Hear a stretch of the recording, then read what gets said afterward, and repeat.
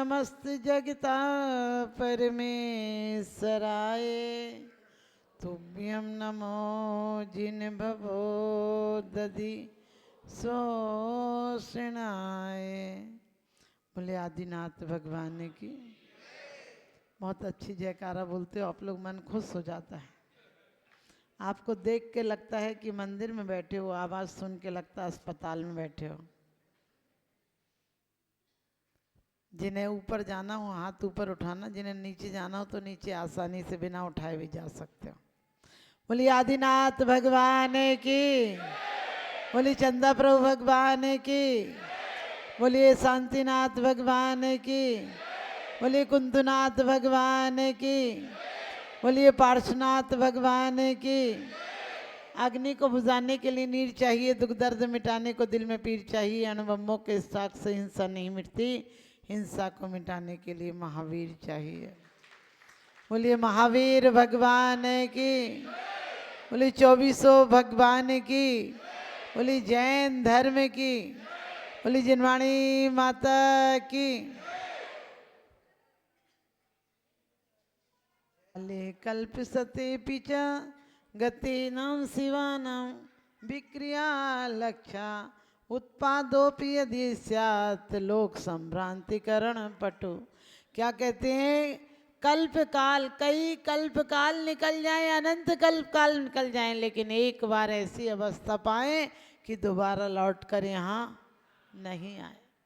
क्योंकि संसार में और सिद्ध अवस्था में एक ही फर्क है, जो बार बार जहाँ आना पड़े वो संसार है, और एक बार जहाँ जाकर वापस नहीं आना पड़े वही मोक्ष है।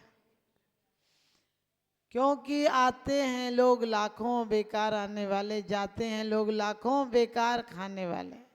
वास्तव में यूं ही आता रहा, यूं ही जाता रहा, और 84 के चक्कर यूं ही खाता रहा।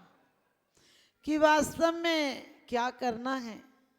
तो कहा सम्यक दर्शन प्राप्त हो जाए तो एक दिन निश्चित है कि फिर दोबारा नहीं आना पड़ेगा। क्योंकि कहा है सदृश ज्ञान वृत्तानि धर्मम धर्मेश्वर विदु यदि ये प्रत्यनीकानि भवंती भवपद्धति। सम्यक दर्शन, ज्ञान और चारित्र तीनों ही क्या है? संसार से मोक्ष का कारण है, संसार में रहते हुए सुख का कारण है। संसार की परिस्थितियां कभी नहीं बदलेंगे। आप क्या सोचते हो अमीर आदमी ज्यादा सुखी है? बड़े आदमी की परेशानियां भी बड़ी होती हैं, बड़े आदमी की ख्वाहिशें भी बड़ी होती हैं। जो सोने के महल गरीब आदमी को सोने नहीं देते, और अमीरों को उनमें सोने नहीं देते। गरीब आदमी सोने के महल देखकर इसलिए जागता है किस दिन हो जब वो मिल जाए, और अमीर आदमी उन महलों में रहकर सो नहीं पाता है। क्योंकि जिंदगी महल और झोंपड़ियों में पलती है। फर्क सिर्फ इतना अंतर है, महल में इंसान और झोंपड़ियों में इंसानियत रहती है। झोंपड़ियों में इंसानियत रहती है क्योंकि गरीब के यहाँ चले जाना, वो एक बार जरूर कहेगा कि भोजन करके जाना। अमीर के यहाँ चले जाना, अमीर पानी तक को नहीं पूछेगा। क्योंकि दौलत बढ़ जाती है, दिल छोटा हो जाता है। पहले मकान कच्चे, आदमी सच्चे होते थे। दिल से गरीब, दौलत से गरीब, लेकिन दिल से अमीर होते थे। और क्या है हमारे अंदर तौलने की जरूरत? बड़ी सुंदर कही है रहनसार में कुंद कुंद स्वामी ने, सम्माइट्ठी कालम बोलई बेर अज्ञान भावेने मिच्छा इट्ठी वांछा लस्से कलेहि दो भावम। ये देख लो कि यदि सम्यक दृष्टि हो तो तुम्हारा किस में भाव जा रहा है? कहते ज्ञान में, दर्शन में, दान में, परोपकार में, सद्भावनाओं में तुम्हारा दिल जा रहा है। और यदि मिथ्या दृष्टि हो तो क्या लीर्षा में, कलह में, ईर्षा में, छल में, कपट में, इनमें भाव जा रहा है। हमारा थर्मामीटर हमारे पास है। हम भिखारियों की तरह आते हैं भगवान से, भगवान मुझे तो बस मोक्ष पद दो। अरे मोक्ष पद भीख में मिलता है क्या? भीख में यदि सम्राट पद भी मिले तो हम नहीं चाहते हैं।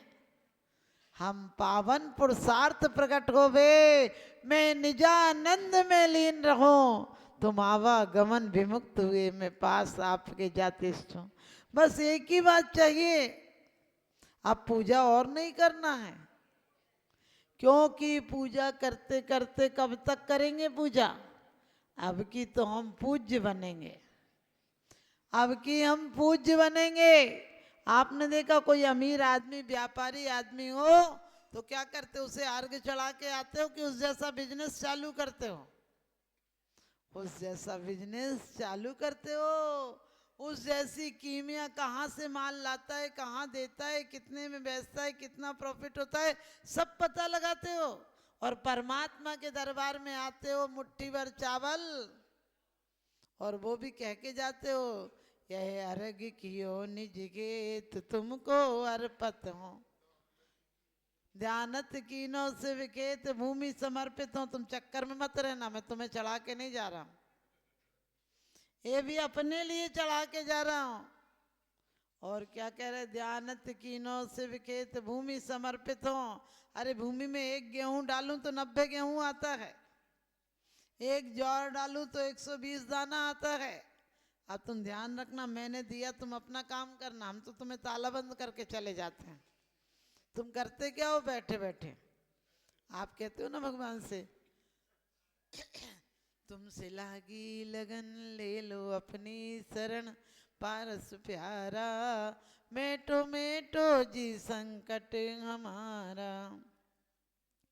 जग के दुख की तो परवाह नहीं है, स्वर्ग सुख की भी चाहे नहीं है, मेटो जामन मरण कीजे ऐसा यतन, पारस प्यारा मेटो मेटो जी संकट हमारा। हम उसे कितनी बड़ी काम करे कि भगवान बैठे बैठे क्या कर रहे हो? कुछ तो काम करो, बैठे बैठे कीजिए ऐसा यतन, मेटो जामन मरण। हमने कि किसी अफसर से कह के देखना कि तुम ये काम कर दो, तुम्हें अंदर करा देगा।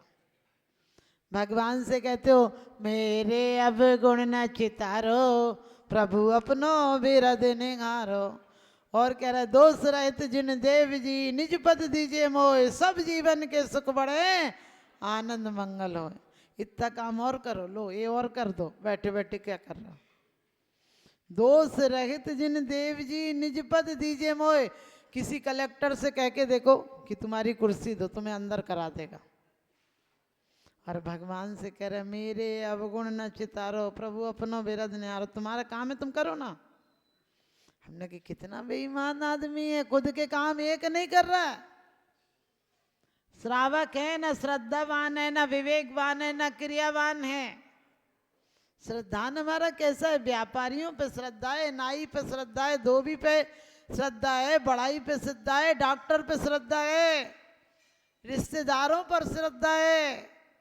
शादी के पहले 1-2 लाख का सामान भेज देता उसके घर पर, सगाई में दे के आते हो कि नहीं?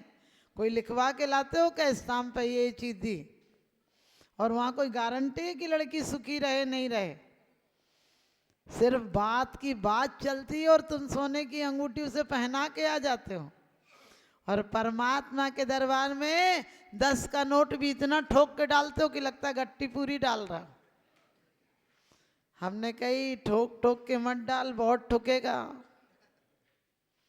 क्योंकि वास्तव में दिल दे दो, इन्हें दिल दे जाओ, फिर तुम दुनिया में कोई काम करो, कोई दिक्कत नहीं।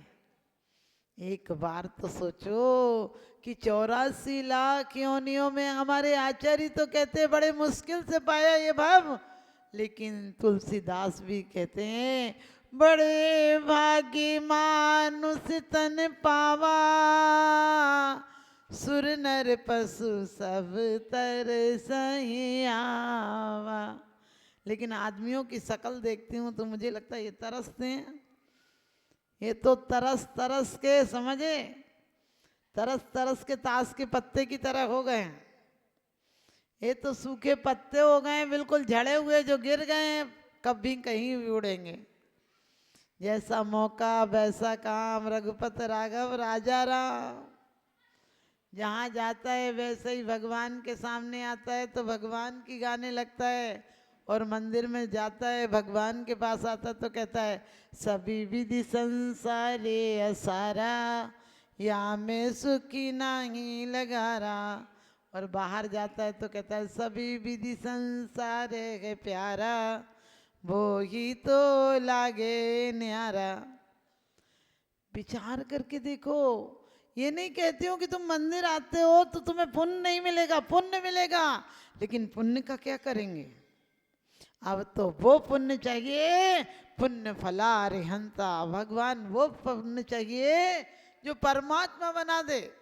अब और पुण्य नहीं चाहिए, क्योंकि पुण्य कभी भी, आपने देखा रिजर्वेशन की सीट हो और तुम कुछ महंगी चीज लियो तो भी नींद आ जाती कि रिजर्वेशन है, अपनी सीट है, सो जाओ आराम से। और पैसेंजर में हो तो नींद नहीं आती है, जनरल बोगी में हो और पैसे हो तो रात भर आंख फाड़ फाड़ के जगोगे। इसी प्रकार से तकलीफ भी हो तो कोई बात नहीं, वो जनरल सीट है तो क्या हुआ, दौलत तो बचा कर रखेंगे। और इसीलिए तुलसीदास जी कहते हैं कि ज्यादा सुख मत देना, दुख देना, ताकि दुख में तुम्हारी याद तो बनी रहेगी। हम तो जरा सा दुख मिल जाए तो भगवान को बेईमान बनाने के लिए तैयार हैं। बोले आजकल तो धर्मात्माओं की तो गति नहीं है, और कोई दूसरे के घर पैसा हो जाए, बोले पापियों के छप्पर फाड़ के दे रहा है, यानी भगवान बेईमान है जो अन्यायों का घर भर रहा। आपका अच्छा काम हो जाए तो कहते हो हमने बड़ी मेहनत की बच्चों के साथ, आज बच्चे को डॉक्टर इंजीनियर बना पाए, और जितने खराब हो जाए, कोई जवान मर जाए तो क्या कहते हो, भगवान ने बड़ा बुरा किया। बेटे की शादी कर जाता, बेटी की शादी कर जाता, दुकान का काम पूरा कर जाता, मकान पूरा बनवा जाता, फिर चाहे चला जाता। हमने कि नौकर खरीद लिया था क्या? और बुढ़ापे में नहीं मरे तो क्या कहते हो, भगवान उनकी मट्टी नहीं समेट रहा। हमने कि भगवान कोई नगर पालिका वाला है तेरे घर का कबाड़ उठाने आएगा? और सबसे ज्यादा तो मुझे दुख ये होता है जब कोई मर जाए, बोले वो भगवान के आज प्यारे हो गए, शांत हो गए। हमने कहा जीवन भर अशांत रहा, मर के कैसे शांत हो जाएगा? जीवन भर जिसे परमात्मा प्यारा नहीं लगा, खारा लगा, वो प्यारा कैसे हो गया? और क्या परमात्मा की पसंद इतनी खराब है? जिसे दुनिया दुत्कार देती है, बिल्कुल सड़ा माल कबाड़ पड़ा हुआ है घर में, अब क्या परमात्मा उसे पसंद करेगा? सोच कर देखना। जब लो न रोग जरा गए तब लो झटत निजित करो, जब तक आयु है, जब तक है जोश जवानी, बिगड़ी हर बात बनाने, जब तक तेरे तन में क्या है, सांस है, जब तक दम में दम था तो आसमां से हम झुके ना थे, जब तक दम में दम था तो आसमां से हम झुके ना थे, और दम निकल गया तो मिट्टी ने दबा दिया, दम निकल गया तो मिट्टी ने दबा दिया। मुस्कुराती सुबह शाम में ढली होती है, जिंदगी की पीठ पर मौत लिखी होती है। बढ़ाना है बढ़ा लो धर्म की तरफ कदम, वरना सांसों की कोई गारंटी नहीं होती है, सांसों की कोई गारंटी नहीं होती है। मौत तो हर कोई के घर आती है, लेकिन किसी के घर निर्वाण बनकर आती है और किसी के घर शमशान बनकर आती है। हमारी मौत आएगी आएगी, सबके घर आएगी, वो तो निश्चित आती है। हम रोज पढ़ते काल सिंह ने मृग चेतन को घेरा वन में, नहीं बचा वन हारा कोई यूं समझो मन में। लेकिन क्या कहते हो, राजा के घर आएगी, राणा के घर आएगी, हाथी वाले पढ़ते हो ना, राजा राणा छत्रपति हाथिन के असवार, मरना सबको एक दिन अपनी अपनी बार। लेकिन सच बताना, जब सोचते हो अपनी अपनी बार तो अपने को बचा लेते हो। बिल्कुल कटु सत्य है। जब किसी को जला के आते तो कहते भैया सबको एक दिन जाना ही है, लेकिन मन तसल्ली क्या देते हो, अरे हम इतने लोगों को भेज के आए, हम थोड़ी कभी जाएंगे। आता है विचार ऐसा, अपन को कभी नहीं आता है विचार कि एक दिन हमें भी जाना पड़ेगा। बड़ी सुंदर बात कही है कुंद कुंद स्वामी ने भावपड़ में, करिष्यामि करिष्यामि करिष्यामि चिंतयेत मरिष्यामि मरिष्यामि मरिष्यामि विस्मरेत। मैं करूँगा करूँगा ऐसा चिंतन करता गए, लेकिन मैं मरूंगा मरूंगा ऐसा चिंतन नहीं करता। और चिंतन भी करते तो तुम्हें कुछ सुनाई उल्टा ही देता है। एक आदमी बहरा था तो अपने साथ एक बच्चे को रखता था ताकि वो सुना के तेज कान में बोल दे। तो किसी ने आके कहा पड़ोसी बीमार है, चलो देखने। तो बोला चलते हैं चलते हैं। और गया। उसने ये भी कहा तुम अपने लड़के को तो ले लो। कहने लगे वो तो बाजार गया है, कोई बात नहीं हम चलते हैं, ऐसे ही चलते हैं। उसने सोचा दो तीन बातें तो पूछेंगे, हम उससे दो तीन बातें पूछेंगे, वो दो तीन बात का जवाब दे देगा, और क्या करेगा। आप लोग भी ध्यान रखना, यहाँ बैठे हो लेकिन अंदर कुछ ना कुछ चल रहा होगा। बैठे नहीं हो, मन थोड़ी यहाँ बैठता है, तन यहाँ बैठता है, मन तो कहीं और ही चला जाता है। उसने भी सोचा पूछेंगे, वही दो तीन बातें पूछेंगे, तबीयत कैसी है, डॉक्टर किसका इलाज चल रहा है, खा क्या रहा है, वही पूछा जाता है मरीज से। तो वो गया, बहुत दिनों बाद गया था। तो कहने लगे कैसी तबीयत है। उनने कही तबीयत, मर रहे हैं। तो उसे पता था कि तबीयत पूछेंगे तो वो बोलेगा कि ठीक है। तो हम कहेंगे बहुत अच्छा है, अच्छा जल्दी जल्दी ठीक हो जाओ, जल्दी जल्दी हो जाएगा ठीक। तो उसने कहा मर रहे हैं। कहने लगे अच्छा है, अच्छा बहुत बढ़िया जल्दी हो जाएगा जल्दी हो जाएगा। फिर पूछा उसने, अब बहरा तो था, सुनाई तो पड़ता नहीं था। कहने लगे कि कहाँ का इलाज चल रहा है। उनने कहा यमराज का। तो वो कहने लगा बहुत अच्छे डॉक्टर हैं, बहुत अच्छे डॉक्टर, उनके यहाँ लाइन लगी रहती, बढ़िया जल्दी चले जाओ, जल्दी जल्दी चले जाना, उनके यहाँ देर नहीं करना। फिर पूछा खा क्या रहा। उन्होंने कहा पत्थर। अब गुस्सा तो आएगी, कोई अपन से कह दे कि जल्दी जल्दी ऐसा हो जाएगा। तो उन्होंने कि खा क्या रहे हो। बोले पत्थर। बोले बढ़िया है, हल्का हल्का जल्दी पच जाएगा। आपकी भी ऐसी हालत है, चले अंदर कतरनी तो करेगा हाथ की माला, और हमारी वासनाओं ने हमें बदनाम कर डाला। हम मंदिर भी आते हैं तो वो ही सब मांगने आते हैं जो ये छोड़ के चले गए। और कोई बेटा को अपना बाप कोई गलत चीज नहीं देता है। हमसे कई बार बड़े बड़े नेता आते, माता जी आशीर्वाद दो, हम कहते मत पढ़ो। संस्कार चैनल वालों के शशि बंसल एक बार हमारे पास आए, उन्होंने बद्रीनाथ यात्रा में बहुत बड़ी व्यवस्थाएं दी थी, पूरा होटल फ्री कर दिया था।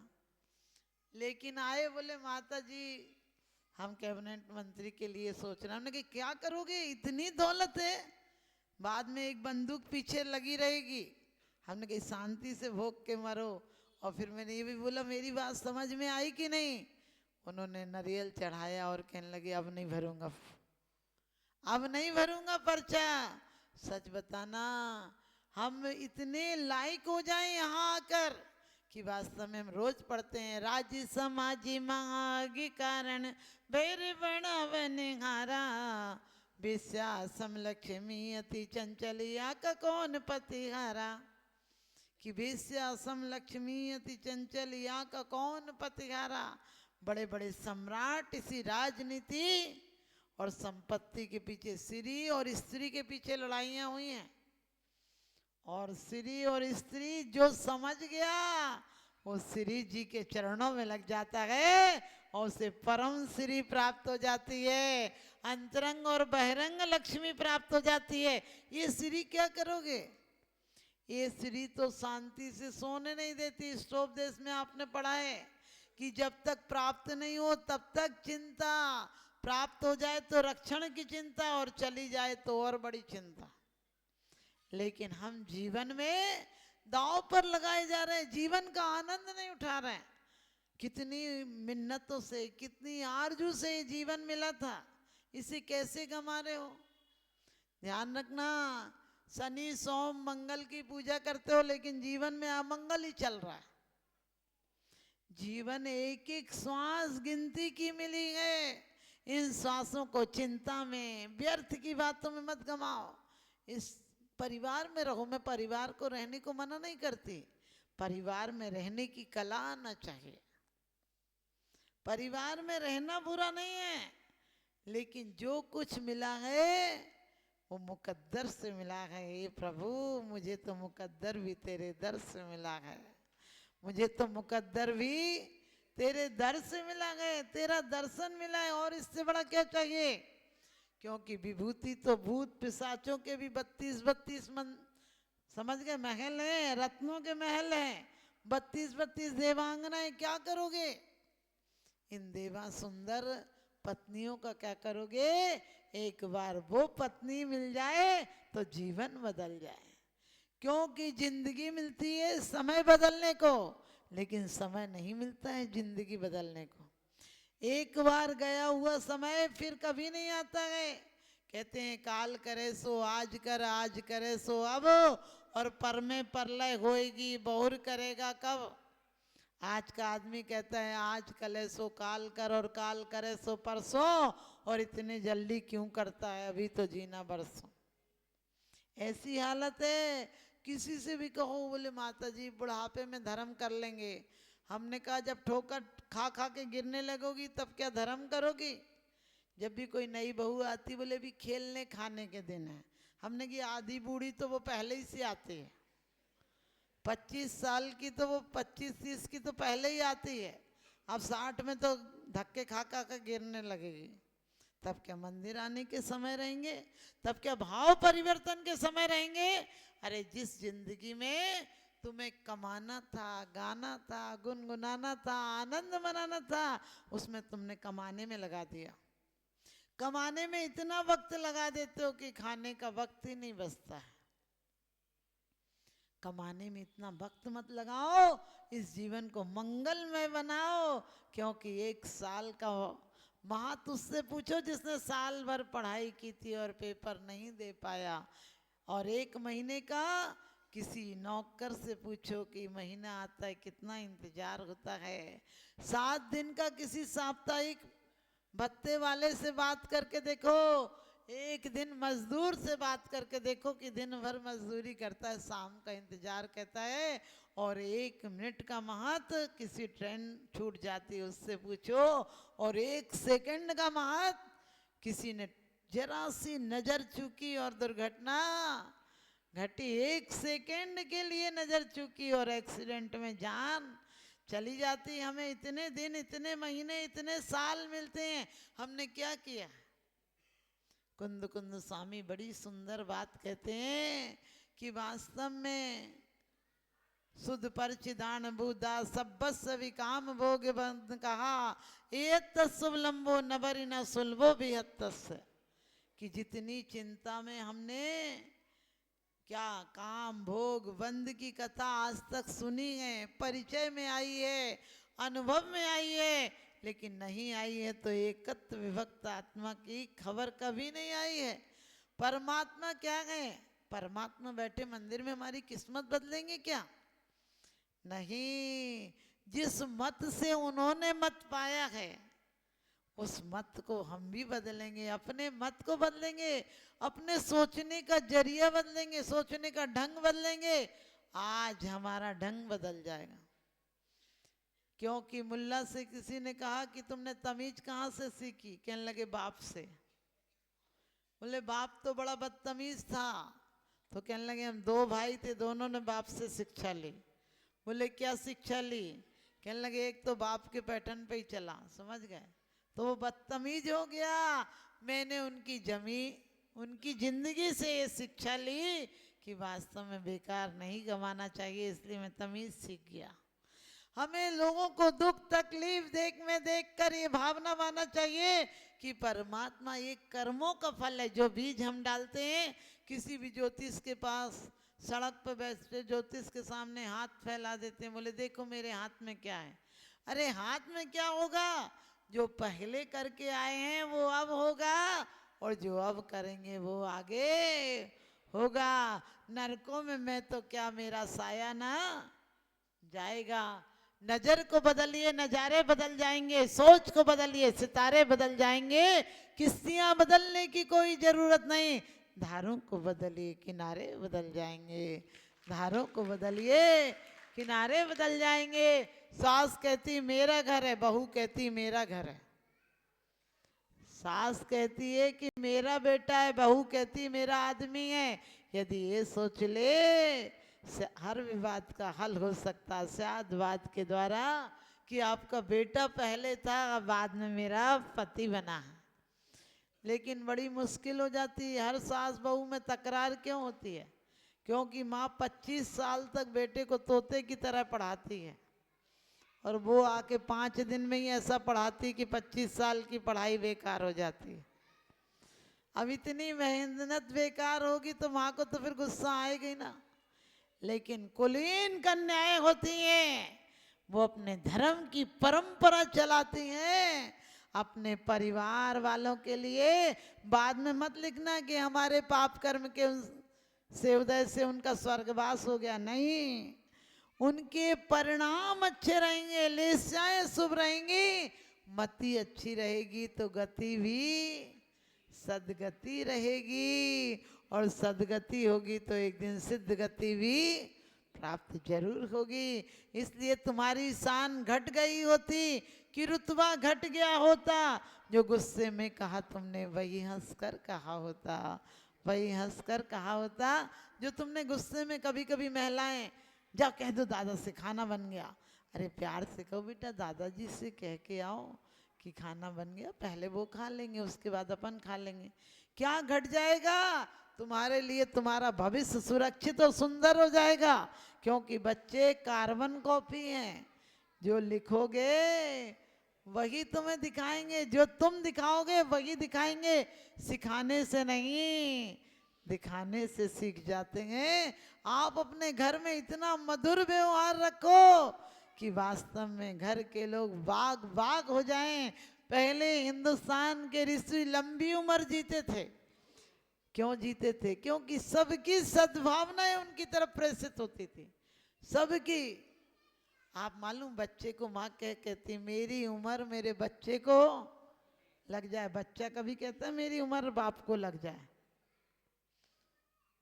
विचार करके देखना, बच्चों की चिंता मत करना, चिंतन करना, जिम्मेदारियां निभाना, लेकिन बच्चों को भी कुंद कुंद की माँ की तरह शुद्धोसी बुद्धोसी निरंजनोसी संसार माया परिवर्जितोसी मदालसा की माँ की तरह शिक्षा देना कि जब विवाह करना ही नहीं था, लेकिन सामने वाले राजा ने इतना जोर डाला, उसके पिताजी का छोटा सा राज्य था, और कहा कि यदि विवाह नहीं करोगे मदालसा से तो तुम्हारा राज्य जीत लेंगे।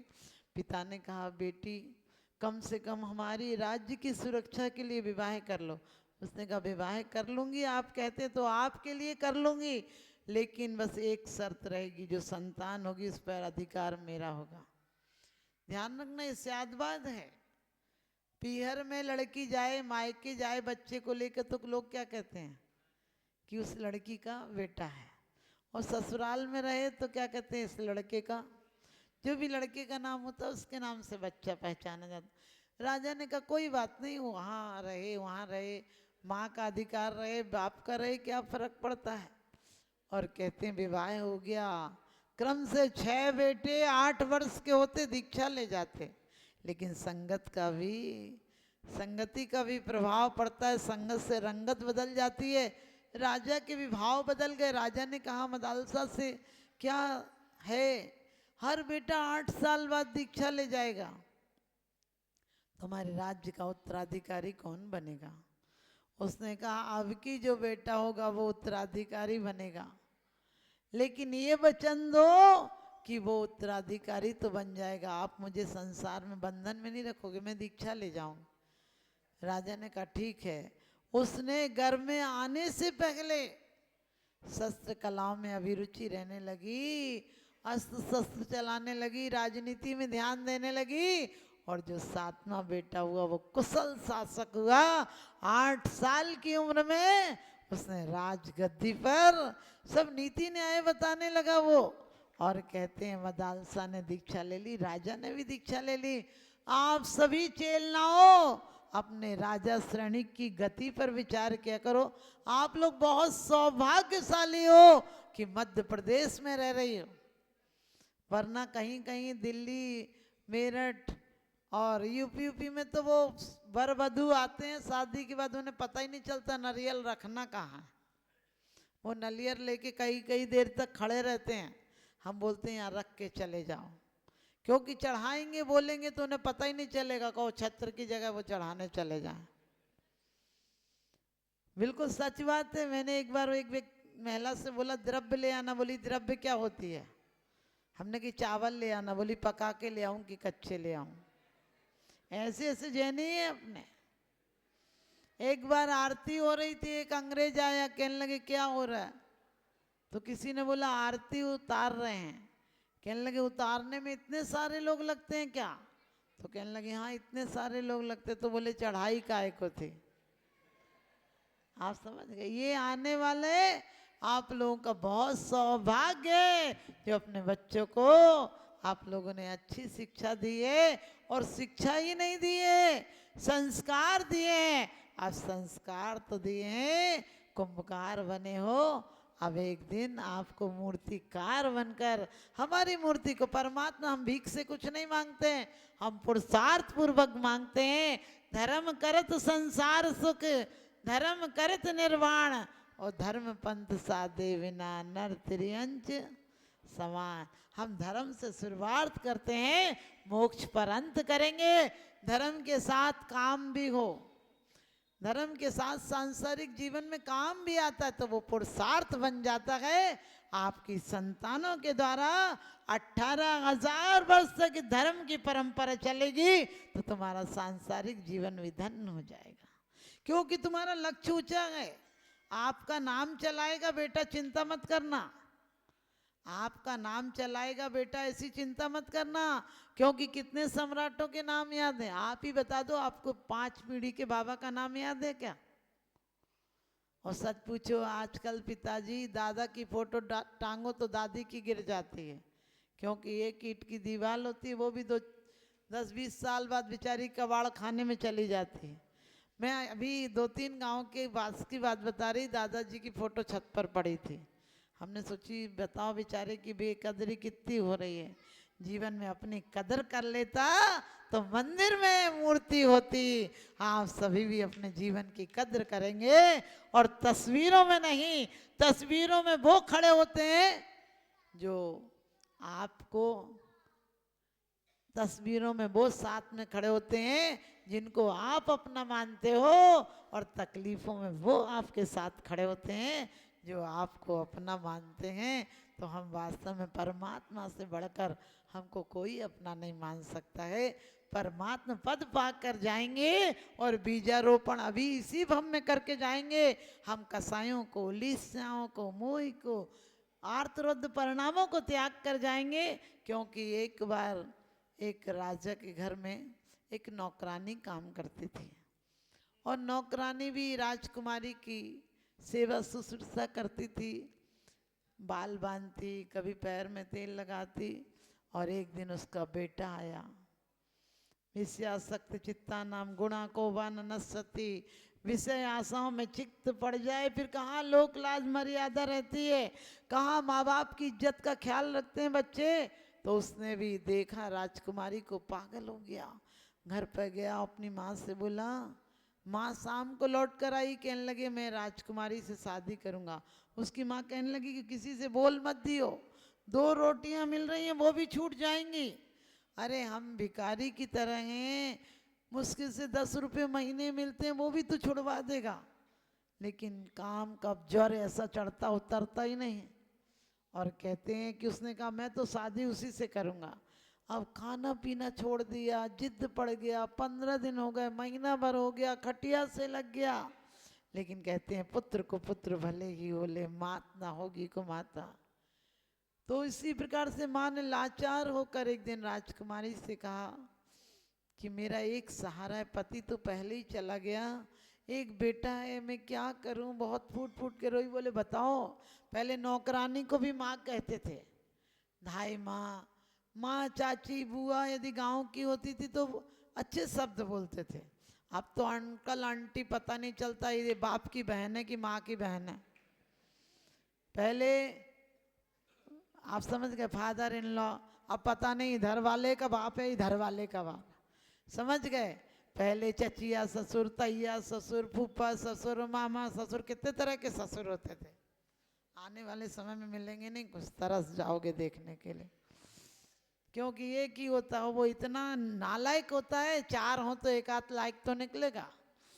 तो उसी प्रकार से उसने कहा चिंता मत करो धाई माँ, क्या हुआ? उसने कहा बेटा उस दिन तुम्हें बुलाने आया था, उस दिन से जिद पड़ा है और मैं उसके बिना नहीं जी सकती हूँ, यदि उसको कुछ हो गया तो मैं उसी दिन आत्महत्या कर लूँगी। उसने कहा माँ आपको ऐसा नहीं करने दूंगी, मैं रास्ता निकालूंगी, क्योंकि जहाँ पुरुषों की बुद्धि बंद हो जाती, जहाँ स्त्रियों की बुद्धि काम आती, इसलिए मंत्राणी कहा जाता उसको। वो आपको 10 बार कहेगी घी नहीं है, रोटी पर घी नहीं है तो रूखी भी दे देगी, कोई मेहमान आ जाएगा उसी दिन पूड़ी बना के खिला देगी, वो बहुत बुद्धिमान होती है। तो उसने कहा कोई बात नहीं, उसने पिताजी से कहा कि पिताजी ऐसा है, बोले पहले तो अभय दान दो। पिताजी ने कहा बताओ तो। उसने कहा नौकरानी का लड़का मेरे को चाहता है। उसने कहा उसकी इतनी हिम्मत? उसने कहा पहले अभय दान दे दिया आपने। तो कहने लगे क्या उसकी कैसे मजाल हुई? कहने लगे पिताजी मैं बताती हूँ रास्ता, आप छत्री हैं, निर्बल पर हथियार उठाएंगे लोग क्या कहेंगे, आप विधवा को वध कर देंगे लोग क्या कहेंगे। तो उसने कहा क्या सुन के मेरे खून खोल रहे? कहने लगे खून मत खोलाओ, शांत रहो, मैं बताती हूँ। उसने कहा क्या बताती हो? कहने लगे उसको एक ऐसी शर्त दो कि 6 महीना योगी बनकर खड़ा रहे, 6 महीने तक अचल योगी बनकर खड़ा रहे, ना खाए ना पिए ना सोए ना बैठे, 6 महीने में अपने आप मर जाएगा, ना सांप मरेगी ना लाठी टूटेगी पिताजी, और यदि 6 महीने तक खड़ा रहा तो कोई निश्चल ही शक्तिशाली पुरुष होगा। और उसने कहा पिताजी को लगा हाँ 6 महीने में तो मर ही जाएगा, विज्ञान भी कहता है 3 महीने से ज़्यादा बिना भोजन के आदमी नहीं रह सकता है। तो कहते हैं उसने सोचा ठीक है, 6 महीने पहरेदार लगा दिए गए। अब वो 6 महीने तक उसी राजकुमारी का ध्यान करता रहा और 6 महीने तक खड़ा रहा, पहरेदार खड़े रहे। और 6 महीने बाद राजकुमारी ने कहा पिताजी मैंने कहा था यदि 6 महीना जीवंत रह गया तो कोई शक्तिशाली पुरुष होगा जो 6 महीना जी सकता, आप मेरे विवाह की तैयारी करो।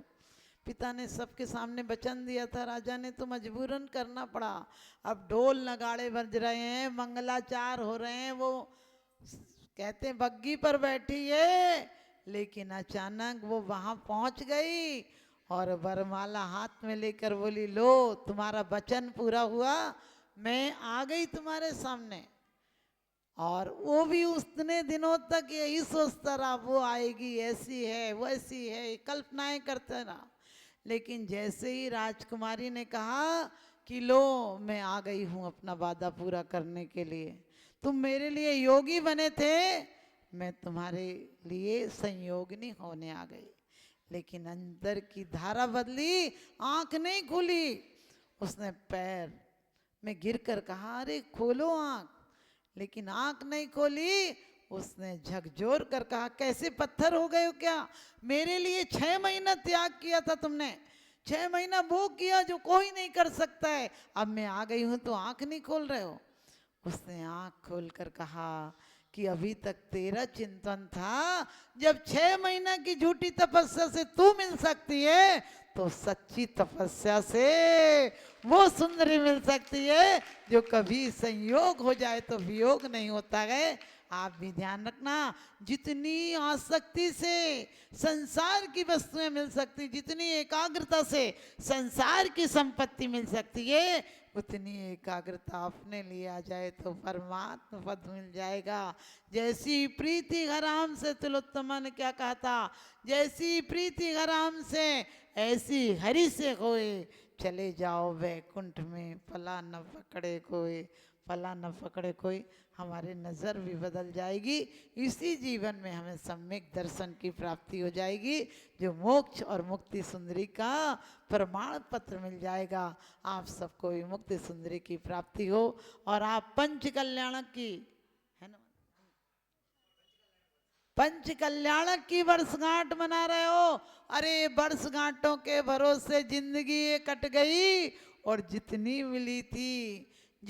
मिली थी तगादे में ब्याज में भर गई। ये वर्षगांठ तो मनाओगे, अपनी वर्षगांठ, कल्याण की अपनी वर्षगांठ कब बनेगी इसकी तैयारी करना। पत्थर 5 दिन के लिए मंदिर आता है और परमात्मा बन जाता है। आदमी 50 साल मंदिर आता है, पत्थर का पत्थर रहा जा करता है। तो आप सबके भी कल्याणक हो इन्हीं शुभ भावनाओं के साथ। बोलिए शांतिनाथ भगवान की।